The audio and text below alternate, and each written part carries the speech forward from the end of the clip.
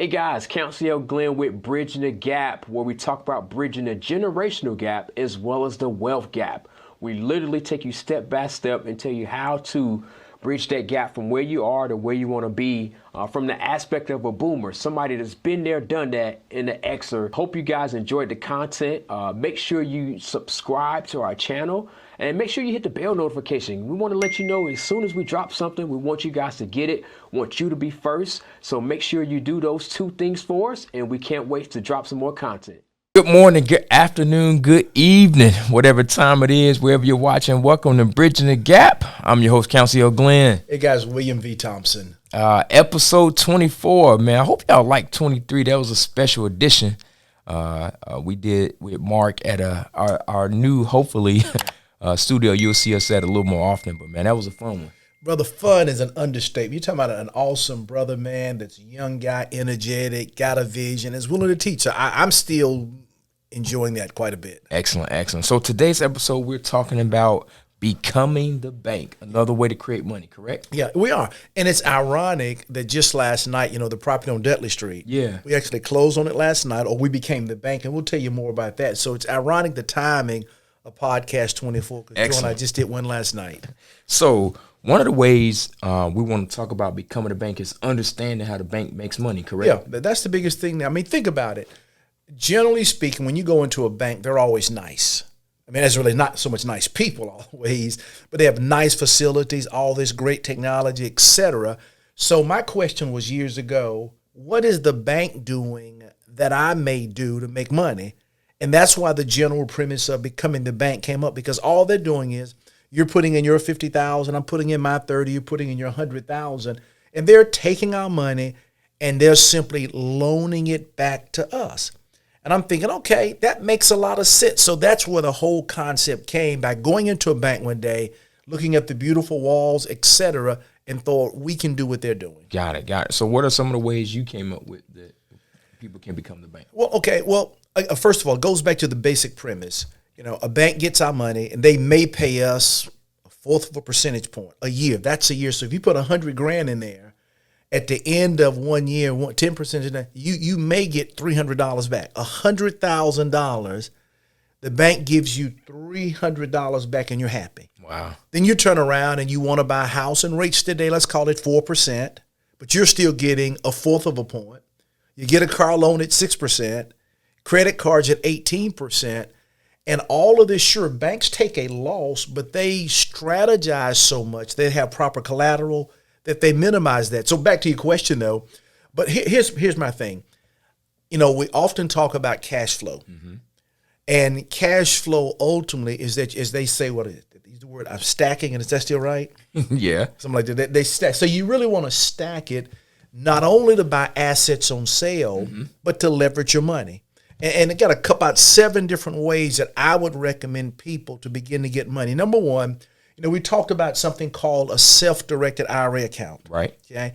And that's just simply whereby a company like an equity trust, for example, only, they've gotten from the IRS the permission to be able to take your IRA money and let you invest in almost anything. It can be gold and silver. It can be cryptocurrency. And even you can buy real estate, or you in turn can become the banker. So instead of me owning property in there, I could loan money to you in this example. And just like a bank would put a lien on the property, a bank would get monthly payments, etc.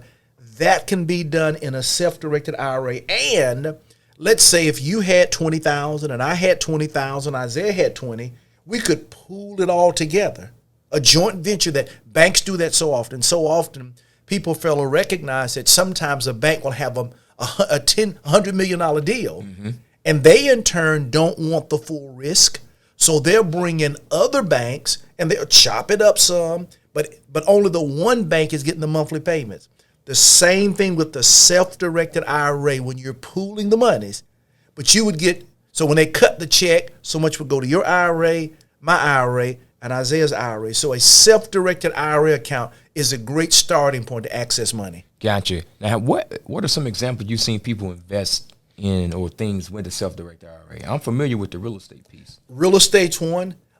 People bought gold and silver. Okay. The cryptocurrency, people are definitely starting to do that a lot in their IRA account, as well as even car loans, as well as even business. You could literally buy a franchise in your self-directed IRA account. Got it. So literally anything you can think of, you can do. Trying to think, there's one or two exceptions, but I mean, trust me, they're so odd and strange. But anything that somebody can buy, your self-directed IRA can fund it. Okay. Weird question. Okay. Is there a maximum I can individually put into that a year? Yeah. Well, again, of course, the regular limits apply. Right. So let's say, for an example, with me being over 50 years old, if I have an IRA, I can put like up to $7,000 into it. You can put $6,000. Then, of course, if you do like a 401k IRA account, the limits go up to $20,000 and $30,000. But here's the neat thing about it. Even though your annual contributions to the IRA are limited, the earning potentials are unlimited. Yeah, that was my question. So let's say if I had $50,000 in one, and in turn, if I found an investment that somebody's willing to pay me 100% of my money, in any way I come up creative way to do it, then you're talking that same year, I could double my IRA just because I've hit a home run in investment. So though my contributions are limited, my earnings or return on the investments are unlimited. And that's a way to really explode what you're putting in annually. That was my question. So how can we get past that limitation on what we can put in annually? Yeah, and that's the best way to do it by far. Yep. By way. Okay. Perfect. And the other thing, counsel, that comes to mind is your 401k. Okay. A lot of people are putting money in 401ks, but they see all these real estate opportunities. So I got $500,000 in my 401k. It's doing well, but I want to get into real estate. I could literally borrow, let's say, $100,000, and they may charge me 2 to 3%. It doesn't matter about my credit, whether I have a job or not. I'm working their course. They would loan me that money, take it out of my paycheck every month at 3%. That's what my 401k would earn, is that 3%. Now I have $100,000 outside of my 401k, and now I can do real estate, or I can become the bank. So let's say I borrowed at 3, I loaned it at 13. I borrowed at 3, I loaned at 13. That's exactly what the banks do, and the same strategies or steps to minimize loss is what people want to learn to do. Do I keep the 10 or do the 10 go back to the 401k? Brother, you keep the 10. Okay. That's yours. Got it. That's yours. That's it. Got it. I like that one. Yeah. And I do too, counsel, too, you know. And sometimes it could be even equity lines on your home. Again, I believe this simple principle that you should only borrow when the return is greater than that which you borrowed. Gotcha. Meaning, if house is paid for, worth $500,000, why just sit there and let that $500,000 just gather dust? You know, you're happy. I don't have another mortgage payment, and you're happy. But it behooves me. The house is worth $500,000. Go out and maybe get a $300,000 equity line, not to buy a new car, not to travel the world, not to buy. I guess they call it ice now. Not to buy ice now. See, I was around some young people last week doing a financial workshop on the monopoly system. So a few of these new terms I've learned about. Yeah, he ain't heard me say ice. Yeah, come on now. So the thing is, I would suggest that with that home equity, you would in turn, or that line of home equity, you would find income opportunities. You find ways to explode your money. Gotcha. No, that makes sense. That makes perfect sense. You can make that $300,000, buy a few rental properties and cash flow it, and take care of the equity line payment and put some more money in your pocket. You're right. You know, and if you got to the point like with Joe and I, we're to the point now that we, just by design, by plan, we don't want to own any existing. We want to move to new. We want to either be the banker or we want to do the new property. So like I said before, with the Dudley Street property, the property values went up there. We'd had that house for 17 years. I forgot about that. And everything was going well. But it was better for us to go ahead and just get a little upside. I think we got like about a 40% appreciation on the house, which is good. Could have been more.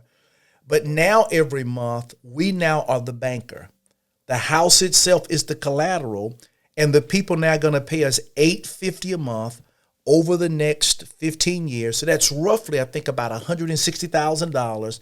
So, we'll make 60,000 over 15 years. But one, we were glad to help someone. And two, it's just another passive stream of income with no repairs, no maintenance, etc. Got it. Yeah, that was a smart move.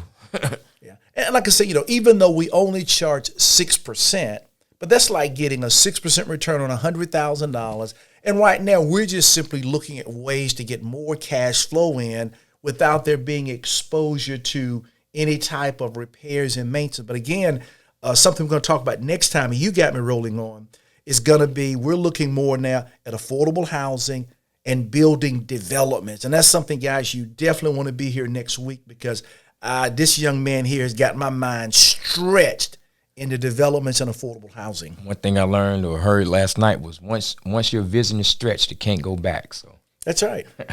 I think Oliver Wendell Holmes said that once your mind has been stretched, it can never return to the original form. And that's a good thing to do. Yes, sir.